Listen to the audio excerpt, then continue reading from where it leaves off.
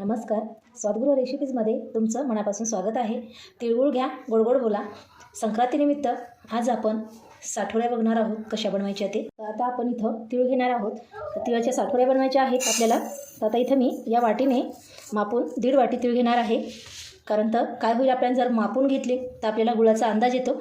बघा, तर आता याच्यात आपण हे टाकून घेऊया आणि नंतर आपल्याला लागणार आहे इथं गूळ. आता गुळाऐवजी तुम्ही इथं साखर पण घेऊ शकता. तर मी इथं गूळ घेतलेला आहे. तर आता इथं मी या मोठ्या वाटीने 1 वाटी गूळ घेतलेला आहे. बघा, वाटी पण मोठी आहे त्या वाटीपेक्षा. तर आता इथं 1 वाटी घेतलेला आहे. पहिले हे पॅन मी गरम करून घेतलं. आपल्याला पॅन बऱ्यापैकी गरम करून घ्यायचं आहे. त्यानंतर याच्यामध्ये तीळ टाकून घ्यायचे आहेत आणि मध्यम आचेवर आपण याला भाजून घेणार आहोत. पॅन गरम झालं की मध्यम आचेवर त्याला भाजून घ्यायचं. पटकन भाजल्या जातात.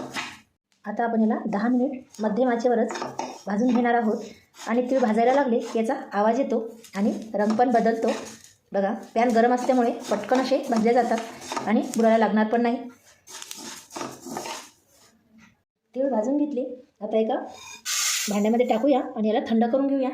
आता आपल्याला हे थंड झाल्याच्या नंतरच मिक्सरला फिरवून घ्यायचे आहेत. मिक्सरच्या भांड्यामध्ये टाकून घेऊया. थंड झालेले आहेत. आता आपल्याला पहिले हे तीळ टाकून फिरवून घ्यायचं आहे आणि त्यानंतर आपण इथं गूळ घालणार आहोत.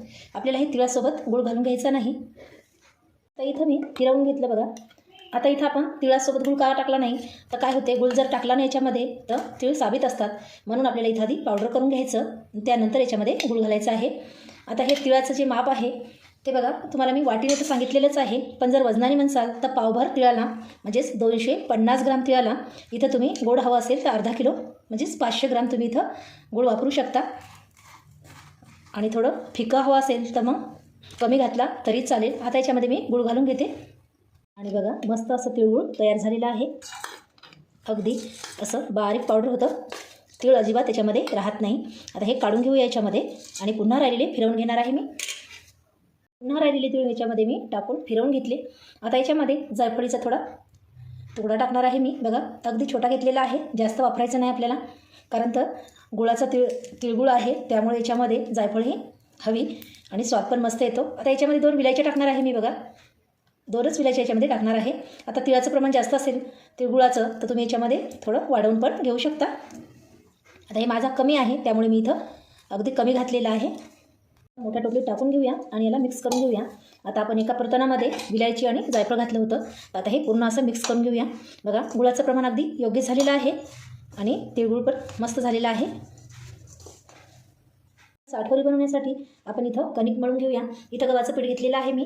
बघा, 1 वाटी घेतलेलं आहे. आता जेवढं आपल्याला बनवायचं त्यानुसार आपण इथं पीठ घेऊ शकतो. तर आता आपण याच्यामध्ये आपली साठवरी जी आहे ते कडक पण झाली पाहिजे आणि ठिसूळ पण झाली पाहिजे. खायला अगदी चविष्ट लागली पाहिजे. त्यासाठी मग याच्यात आपण काय टाकायचं ते बघूया. तर आता इथं मी रवा घेतलेला आहे. बघा, अगदी जाडसर आहे. तर आता आपण हे टाकून घेऊया. मोठ्या चमचने 1.5 चमच आहे. तर आता याच्यामध्ये हे टाकून घेते मी. याच्यामध्ये 1 चमच बेसन घालून घेऊया. बघा, अगदी 1च चमच मी याच्यामध्ये बेसन घालून घेतलेलं आहे.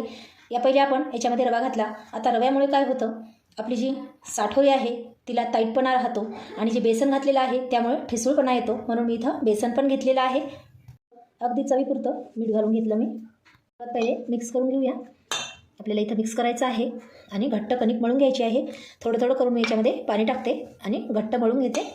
इथं आपल्याला घट्ट कणिक मळून घ्यायची आहे. सैलसर करायची नाही. त्यामुळे काय होईल, मग हे आपल्याला साठवरी बनवते वेळेस थोडं अवघड जातं. म्हणून आपल्याला इथं घट्ट असे कणिक मळून घ्यायची आहे. आता आपण यावर थोडं तेल टाकून घेऊया आणि कणकेला तेल लावून घेऊया. बस, आपल्याला जास्त नरम करायची नाही, एवढीच टाईट ठेवायची आहे. बघा, जे मिश्रण केलेलं आहे ते आपण इथं थोडं घेणार आहोत. आपल्याला जेवढं करायचं ना तेवढंच घ्यायचं, पण एकदाच घ्यायचं नाही, थोडं थोडं करून घ्यायचं आहे. हे बाकीचं असं शिल्लक ठेवायचं. आता आपण याच्यामध्ये थोडं पाणी घालून घेऊया आणि याला अगदी घटसर असं बनवायचं आहे. एकदाच पाणी घालायचं नाही, एका चमचने असं थोडं टाकून बघायचं आणि बघा आता याला असं मिक्स करायचं. आता जर हे मोकळं मिश्रण आपण साठवरीमध्ये म्हणा किंवा पोळीमध्ये जर भरलं तर हे सर्व असं मोकळं राहतं आणि थोडं पाणी जर टाकलं तर हे साठवरीला असं मस्त फिट्ट बसतं आणि साठवरी छान होते. आता आपण याला असं हाताने मिक्स करून घेऊया. बघा, याचा गोळा होतो का बघूया. आणि बघा, याचा मस्त असा गोळा तयार होतो. अगदी असंच पाणी घालून घ्यायचं आहे याच्यामध्ये.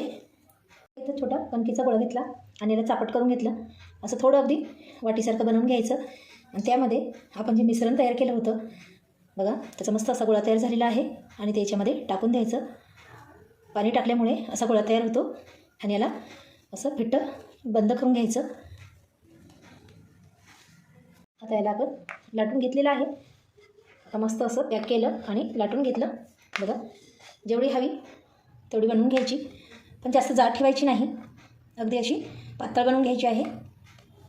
आता आपण तिकडं साठवडी बनवपर्यंत इकडं तेल आपलं गरम झालेलं आहे. आता आपण हे त्याच्यामध्ये टाकून घेऊया.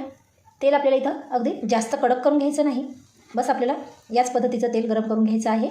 जर गरम तेलामध्ये आपण टाकली तर मग काय होईल, पटकन अशी शिजल्या जाईल आणि मधामधला भाग तसाच राहतो. त्यामुळे आपल्याला इथं ठिसूळपणा आणायचा आहे, म्हणून आपण इथं कमी गरम तेल करून त्याच्यामध्ये हे टाकून घेणार आहोत. आणि आता याला पलटून घेऊया. बघा आणि मस्त अशी गोल्डन रंग येईपर्यंत याला तळून घ्यायचं आहे.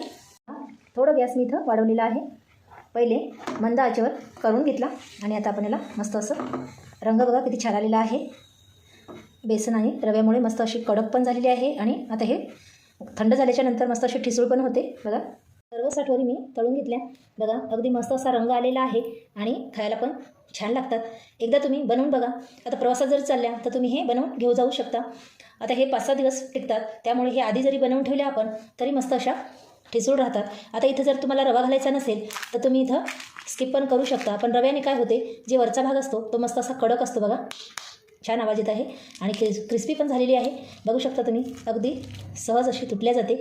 बघू शकता हाताला पण चिटकत नाही आणि प्रवासात जर नेली तर आपण हे कुठं पण बसून अशी खाऊ शकतो. या मकर संक्रांतीला बनवसाल ना अशा साठवड्या. कशी काय वाटली तुम्हाला आजची रेसिपी ते मला कमेंट करून कळवा. जर आवडली असेल तर चॅनलला लाईक करा आणि शेअर करा, सबस्क्राईब करा, बेल आयकॉनला क्लिक करा. पुन्हा भेटूया अशा एखाद्या छानशा व्हिडिओमध्ये. धन्यवाद.